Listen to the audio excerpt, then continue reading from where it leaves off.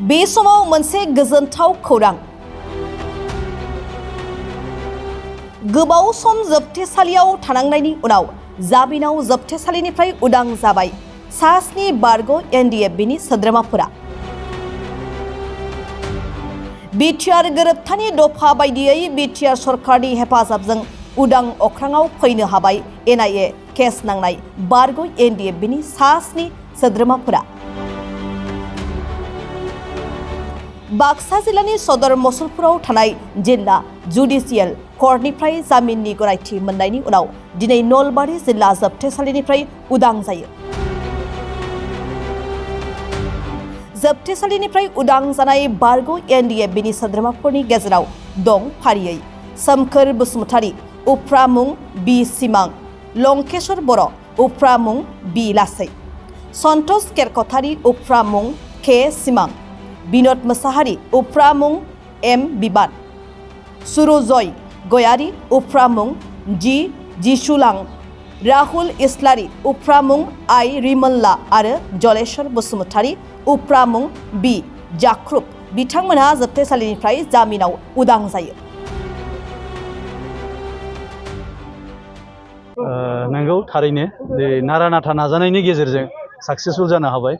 मानो होननानै बुङोब्ला दाखालिनिफ्रायनो बेल जानायनिफ्रायनो गोबाङानो दिनै दुखु खस्थ' लानानै दं, नांस्लाबगासिनो दङ आरो बे गमामायैनो दिनै साक्सेसफुल जाबाय। थ' बिनि गेजेरावबो दुखुनांथाव जोंहा बेल मोनसेयावबो दिनै साथामा थाबावनांदों, बिनि थाखाय जों एसे दुखु मोनबावदों। बिथांमोनाबो दिनैहाय जुदि गनाय मोनबा बियो आरो साबसिन जाबावगौमोन। दिनै बिकुनास नार्जारी बिथांना उदालगुरियावहाय केस दङमोन, दा बिथाङा दिनै थाबाय जेलावहाय। आरो अनन ब्रह्म बिथांनाबो बिजनीयावहाय केस दङ, बिनि थाखाय बिथाङा थाबाय। आरो एनन बरगयारी बिथांनाबो दङ, बिनिखायनो बिथांनाबो जादिया दिनै। जिहेथु बिथांमोना बेल मोनबाय, दा एरियानि फिसा फिसा मोनसे दङ केस, दा बेखौ थाबैनो बेखौ बेल लानानै थाबैनो बिथांमोनाबो गगोन। दा जाय बिथांमोना दिनै बेल मोननानै गबाय बिथांमोनखौ जों साबायखर बावदों आरो बिथांमोना जेन' न'खर संसार मोजां जाहैनो हायो। आरो बिनि गेजेरजों जाय बिथांमोना एडभकेटआ जों जागायजेननायनिफ्राय दिनैनि बे केसखौहाय जाफुंनायाव मदद होबाय, गानानै होबाय, बिथांमोनखौ जोङो धन्यबाद बावदों एक्स एनडिएफबि हिसाबै।